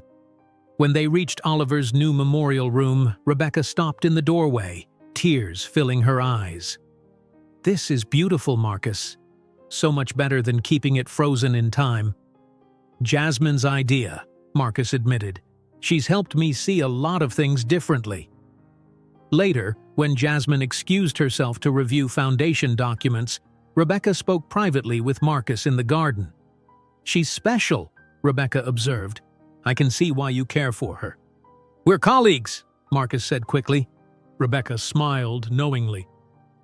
"You look at her the way you used to look at Catherine. Not the same, but with that same light in your eyes." "I don't know what's happening between us," Marcus confessed. "It's complicated." "Life is complicated," Rebecca said, taking his hand. "But Catherine would want you to be happy. You know that, right?" "She wrote it in her letter," Marcus agreed. "But sometimes it still feels wrong." "Moving forward isn't betrayal," Rebecca said gently. "It's courage." The Foundation launch event took place in the mansion's grand ballroom, transformed with displays explaining their mission and programs. 50 carefully selected guests attended. Families who had experienced similar losses, potential donors, and grief counseling professionals. Jasmine managed the event with natural grace, her passion evident as she explained their vision to create support systems for grieving children. Marcus observed with pride as she connected with each family, making them feel understood and valued. When it was Marcus's turn to speak, he stood at the podium feeling unexpectedly calm. 2 years ago, I lost my wife Catherine and son Oliver in a plane crash," he began. "I thought my life had ended with theirs. I withdrew from the world, from relationships, from everything that mattered." He paused, looking at the gathered families who nodded in understanding. "Grief can consume us if we let it, but it can also transform into purpose. The Sterling Washington Foundation exists because 2 people with similar losses found healing in helping others. Every child who has lost parents deserves support, community, and hope. That's what we intend to provide." The event was a tremendous success. By evening's end, they had secured funding for their first year of programs and established connections with grief counseling centers across California. After the last guest departed, Marcus found Jasmine in the garden, sitting on a bench surrounded by the newly planted flower beds they had created together. "You were amazing tonight," he said, joining her. So were you, she replied. Did you see how many families signed up for the summer program? 27 already. They sat in comfortable silence, listening to the evening sounds. Finally, Marcus spoke the words that had been building within him. I need to tell you something, Jasmine. She turned to face him. What is it? These past weeks, working with you, watching you with the families tonight, I've realized something. Jasmine waited, her expression unreadable. I think I'm falling in love with you, Marcus said simply. I didn't expect it. I wasn't looking for it. But it's happening. Jasmine looked down at her hands. I've been feeling things too. But I'm scared, Marcus. Of what? That we're connecting through shared grief. That it's not real outside of this situation. That the foundation will get complicated if we're involved personally. Marcus nodded, understanding her concerns. Those are all valid reasons to be careful. I care about you, Jasmine said, meeting his eyes. But we both have healing to do. And this foundation is too important to risk. So what do? Jasmine took his hand. We proceed slowly. Very slowly. The foundation comes first. We keep our professional relationship clear, and we give ourselves time to understand what we're feeling. Marcus felt both disappointment and relief at her wisdom. Agreed, slowly. They sealed their agreement with a gentle handshake that lingered slightly longer than necessary. There's one more thing I want to do tonight, Marcus said, standing and offering his hand. Come with me. He led her to a section of the garden they had cleared but not yet planted. A bag of sunflower seeds sat waiting beside 2 garden trowels. I thought we could plant these together, Marcus explained. For Catherine and Oliver. For your parents. For all the families we're going to help. Under the soft garden lights, they knelt together in the soil, planting row after row of sunflower seeds. Their hands occasionally touched as they worked, each contact a small promise of possibilities to come. When they finished, they stood side by side, looking at the freshly turned earth that would soon burst with Oliver's favorite happy flowers. Thank you, Marcus said softly, for showing me how to live again. We're showing each other, Jasmine replied. That's what healing looks like. As they walked back toward the house, neither noticed the dark figure watching from a car parked across the street, or the camera lens capturing their every move. 6 months passed since that evening in the garden. The sunflowers they planted had grown tall, bloomed brilliantly through the summer, and now stood dried and golden in the autumn sun. Like those sunflowers, the Sterling Washington Foundation had flourished beyond all expectations. On a crisp October morning, Marcus reviewed the Foundation's impact report in his study. The numbers told an impressive story. 327 families helped, 12 support groups established across California, and 5 school programs teaching children how to process grief. These results are amazing, Marcus said as Jasmine entered the room, especially the feedback from the summer camp program. Jasmine smiled, sitting across from him. The children are the ones who amaze me. Their resilience, their ability to support each other. The past 6 months had transformed not only the foundation but the mansion itself. Once dark and silent, the house now regularly filled with the voices of children attending programs, parents finding community and shared experiences, and staff dedicated to the Foundation's mission. Most striking was the change in Marcus. He smiled easily now, participated fully in Foundation activities, and had reconnected with old friends and family. Though his grief remained part of him, it no longer defined him. Are you ready for today's picnic? Jasmine asked. We have 43 families confirmed. Everything's prepared, Marcus assured her. The catering team arrives at 11, activities are set up on the lawn, and Richard has the parking organized. What remained unspoken between them was Marcus's plan for today. After 6 months of slowly building their relationship while maintaining professional boundaries, he had decided it was time to tell Jasmine he loved her. The small velvet box hidden in his desk wasn't a ring. It was too soon for that, but a silver pendant containing a small pressed sunflower symbolizing their journey together. In the kitchen, they found Nana Pearl instructing Gloria on the proper way to make sweet potato pie. "You need more cinnamon," Nana Pearl insisted, "and a touch of nutmeg makes all the difference." Gloria laughed, adding the spices as directed. "You should write a cookbook, Pearl. These children will love your recipes." Nana Pearl had become the heart of both the household and the foundation. Her wisdom and direct manner made her a favorite with grieving children and parents alike. Several times a week, she led support groups offering perspective that only her 82 years of life experience could provide. "Good morning, you two," Nana Pearl greeted Marcus and Jasmine. "Beautiful day for a picnic." "Perfect day," Marcus agreed, pouring coffee for himself and Jasmine. As they discussed final preparations for the event, Mike Foster, head of security, entered the kitchen with a concerned expression. "Sir, may I speak with you privately?" Marcus followed Mike into the hallway, instantly alert. "What's wrong?" "One of our surveillance team spotted Victoria Blackwood in San Francisco yesterday," Mike reported. "She was at a coffee shop 3 blocks from here." Marcus frowned. "Are you certain?" "She's been completely off the radar since the lawsuit was dismissed." "Positive identification, sir. We've increased security for today's event, but I wanted you to be aware." "Does she know about the picnic?" "It's been publicized on the Foundation website, so possibly." Marcus considered this information. "Don't tell Jasmine yet. I don't want to worry her before the event. Just keep your team on high alert."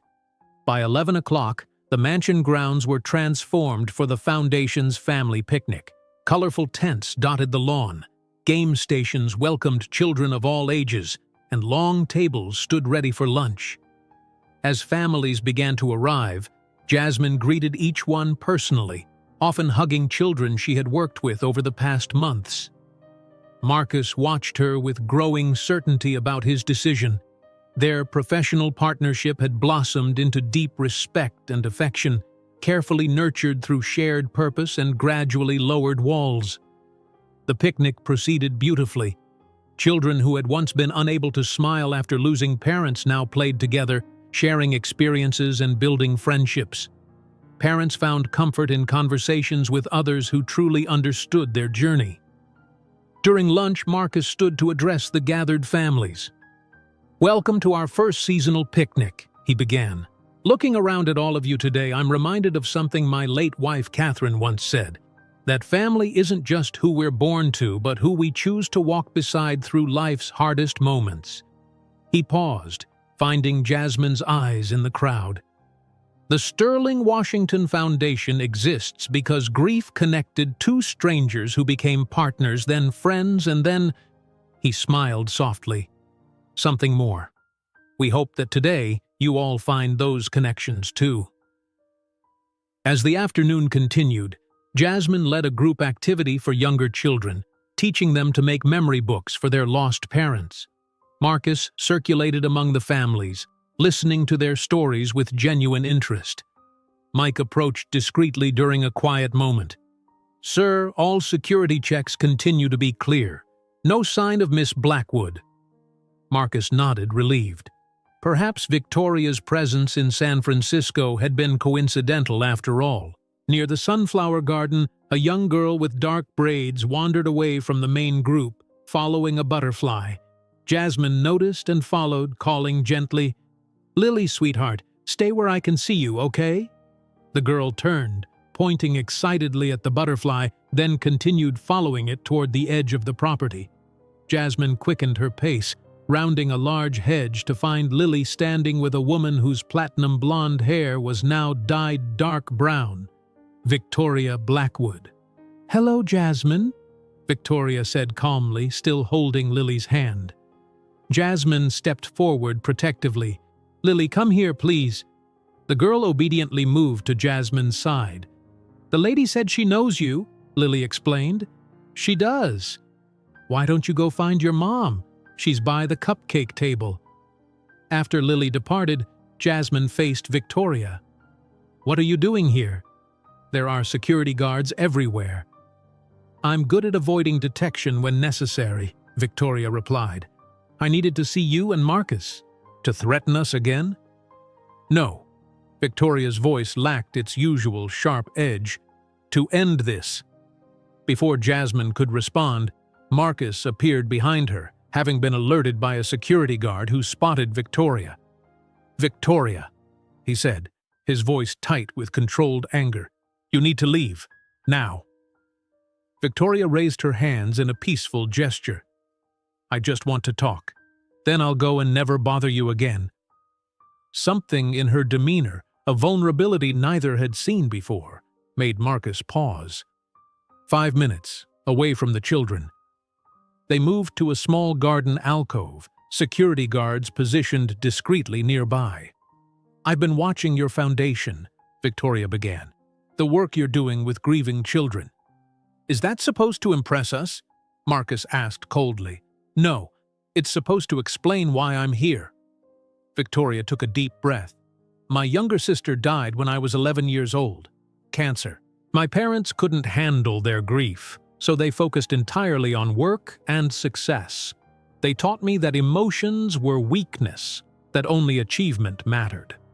Jasmine and Marcus exchanged surprised looks.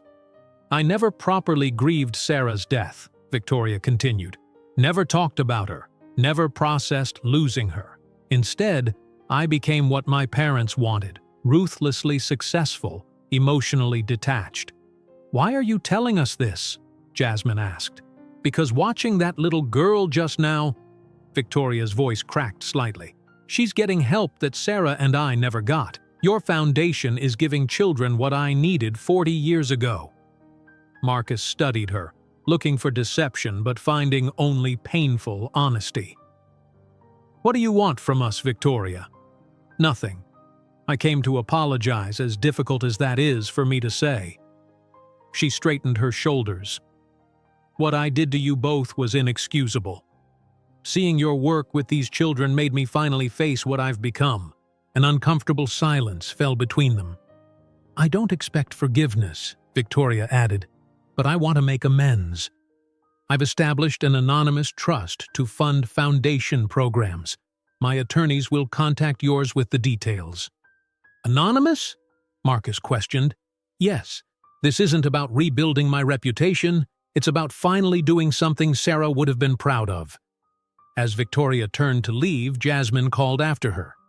Victoria? There's a support group for adults who lost siblings in childhood, Tuesdays at 7. Victoria paused, then nodded slightly before walking away. As they returned to the picnic, Marcus took Jasmine's hand. Do you believe her? I think I do, Jasmine replied. Grief does strange things to people when it's not addressed. The rest of the picnic continued without incident. By sunset, the last families departed with smiles and heartfelt thanks. Staff cleared tables and packed away equipment while Marcus and Jasmine walked through the sunflower garden, now golden in the fading light. Today was perfect, Jasmine said, stopping to admire the flowers. Almost perfect, Marcus replied. There's something I've been waiting to tell you. He turned to face her, taking both her hands in his. Jasmine Washington, I love you. Not because we share similar losses, not because we work together, but because of who you are. Your compassion, your strength, your heart. Tears filled Jasmine's eyes. I love you too, Marcus. I think I have for months now. I know we agreed to move slowly, he continued, retrieving the small box from his pocket. This isn't a ring, not yet, but a promise. He opened the box to reveal the silver pendant with its pressed sunflower. It's beautiful, Jasmine whispered as he fastened it around her neck. Like you, Marcus said simply, then kissed her softly. Later that evening, they hosted a smaller dinner for their closest circle, Nana Pearl, Gloria, Rebecca, Mike Foster and his wife, and surprisingly, James Whitaker and his family, who had been cautiously welcomed back into Marcus's life after his help exposing Victoria. Around the table filled with laughter and conversation, Marcus looked at the faces of his chosen family. The empty spaces left by Catherine and Oliver would always remain, but new connections had formed alongside them, creating something he never thought possible 2 years ago: happiness. Nana Pearl tapped her glass for attention. "I'd like to propose a toast," she announced, "to those we've lost, who taught us how to love, and to those we've found, who taught us how to live again." As glasses raised around the table, Marcus and Jasmine's eyes met in perfect understanding. Their journey had begun in grief, but it would continue in grace. The grace of healing, of purpose, and of love that grows even in the most unexpected places. "To those we've lost," Marcus echoed, "and those we've found." If you enjoyed today's video, I'm sure you'll love the next one. Don't waste time. Just click on the screen